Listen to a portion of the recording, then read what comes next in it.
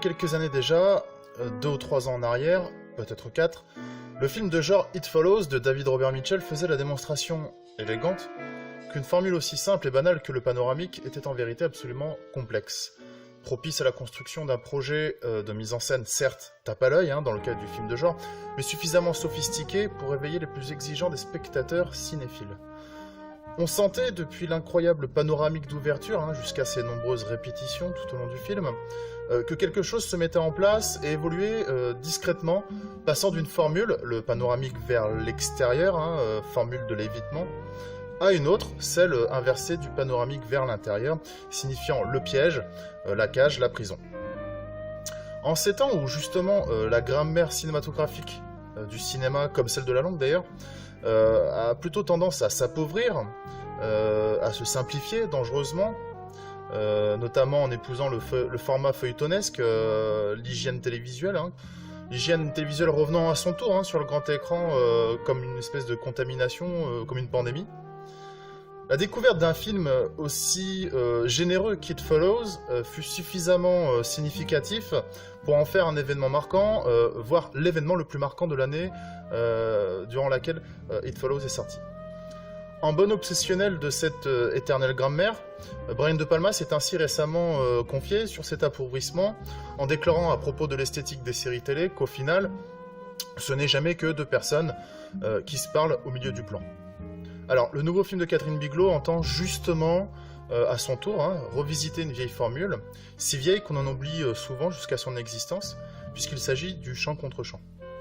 Alors, ce qui est assez admirable avec Détroit, c'est que le film entreprend justement de ramener au premier plan un événement historique longtemps passé sous silence, une petite histoire écrasée par la grande histoire, dont l'importance est pourtant considérable. Et donc justement de faire revivre cette petite histoire, donc à l'instar de la formule du chant contre chant, tandis qu'aujourd'hui ce même événement dramatique ne cesse de se répéter tragiquement au point de provoquer, au-delà de l'indignation qu'il suscite, l'indifférence molle de la population en général. Alors comme j'ai pu l'expliquer dans ma précédente critique du film Détroit, j'ai personnellement commencé à m'interroger sur le projet de mise en scène de la cinéaste que tardivement dans le film, à l'occasion de cette extraordinaire séquence de discussion entre un médecin légiste et le père d'une des victimes de l'Algiers Motel. Alors, la séquence est entièrement construite sur un simple chant contre chant, et la scène se déroule dans un couloir, tandis qu'une infirmière entre et traverse la pièce pour sortir de l'autre côté.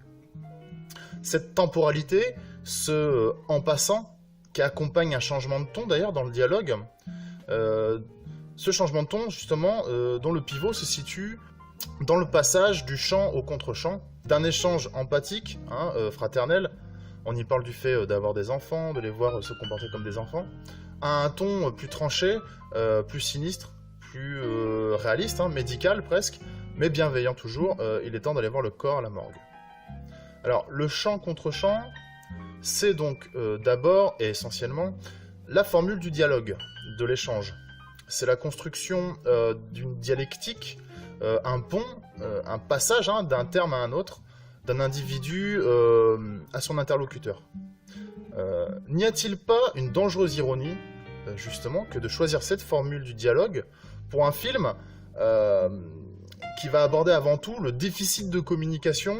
l'absence d'échange au sein des populations d'un même pays, la difficulté finalement de construire un pont fraternel et égalitaire entre ces populations. Voici donc l'extraordinaire difficulté du film que de renverser discrètement cette formule, celle du chant contre chant, avec pour projet ambitieux que de retrouver une unité, une constitution entre les deux termes, le chant et le contre-chant. Alors j'en profite également pour signifier à quel point la dimension anti-spectaculaire du cinéma de Catherine Bigelow, on repense par exemple aux explosions du démineur, d'abord vues par le prisme de la secousse infime, macroscopique, de la poussière qui se soulève sur la tôle d'une épave de voiture, en opposition au nuage de poussière colossale qui se dégage de l'explosion elle-même, volonté justement de ne pas faire de la guerre, ou du moins de l'un de ses aspects, un spectacle. Donc à quel point donc cette dimension antispectaculaire est ici à son apogée. extrême discrétion que ce projet de mise en scène, jamais tape à l'œil, souvent recouvert par un effet de reportage, saisissant, certes, provoquant l'emphase, comme un direct simulé, mais dont la stylisation a été, je pense, à tort, souvent trop déterminante dans les diverses appréciations qu'on a pu entendre au sujet de Détroit en particulier, et du cinéma de Catherine Bigelow en général. Alors pour en revenir à cette formule du champ contre champ, comment construire une telle formule lorsque l'un des deux termes a le visage collé au mur,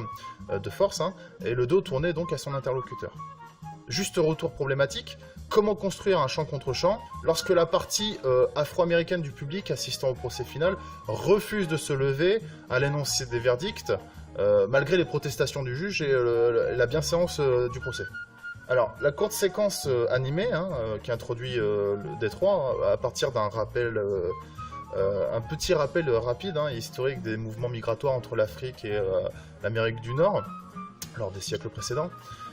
Cette courte séquence est construite autour de l'idée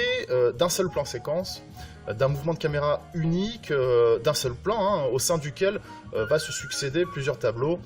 coulant les uns dans les autres, de façon assez primitive, un peu comme un magma. Alors c'est évidemment en opposition à la formule du champ contre champ, justement, qui, elle, est indissociable de la notion de montage. Complexe déjà en elle-même, et dont le film entend davantage d'ailleurs complexifier justement la formule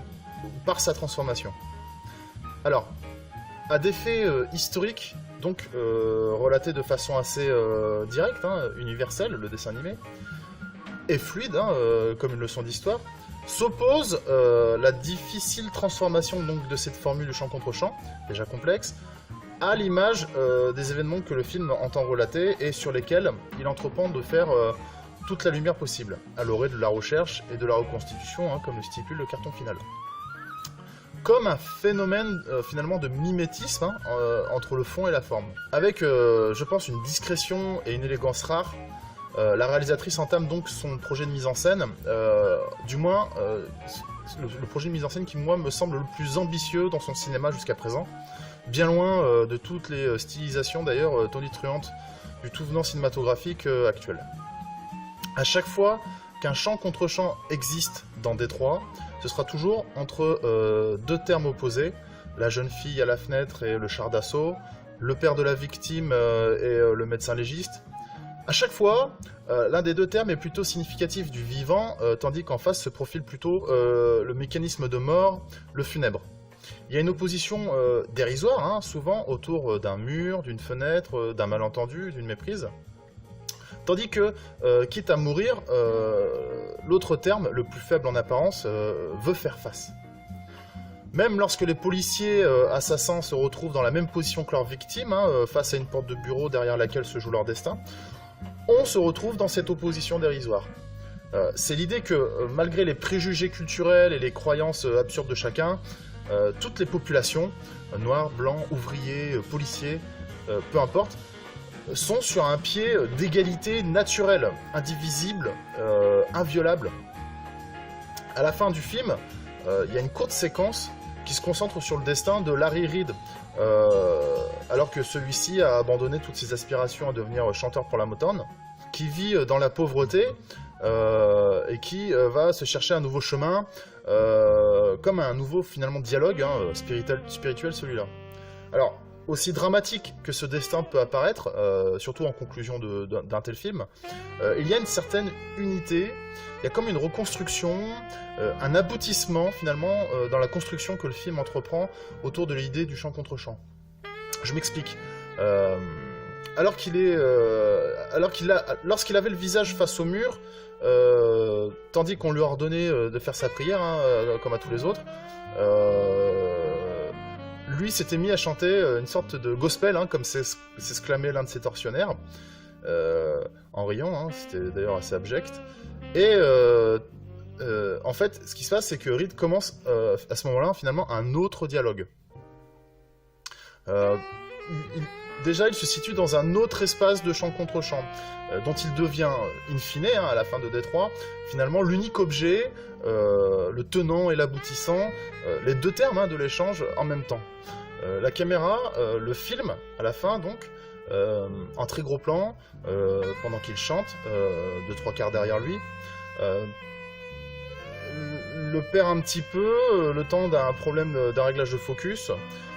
Faudra un court insert sur le pianiste pour finalement retrouver Reed de l'autre côté de sa chorale, hein, avec ses choristes en amorce, flou, toujours aussi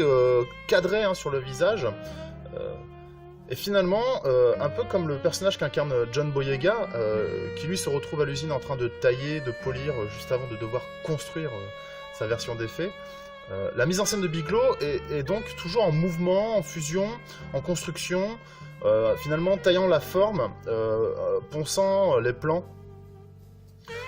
cherchant une certaine forme de vérité hein, qui n'est accessible que par le cinéma. En faisant face à Reed, tout comme le père d'une des victimes de la Gers Motel doit faire face à la mort de son fils, de Motortown à Motown, hein, puis de Motown à Motortown, s'est construit tout un réseau de circulation, de déambulation, d'échanges, d'unité, hein, d'indivisibilité, finalement un réseau d'empathie. Voici donc, finalement, comment m'est apparu ce courageux, hein, faut le dire, projet de mise en scène, assez héroïque hein, même, dans les temps qui courent, incitant finalement discrètement à s'indigner, à chercher dans le passé les erreurs du présent, à faire face, tout simplement.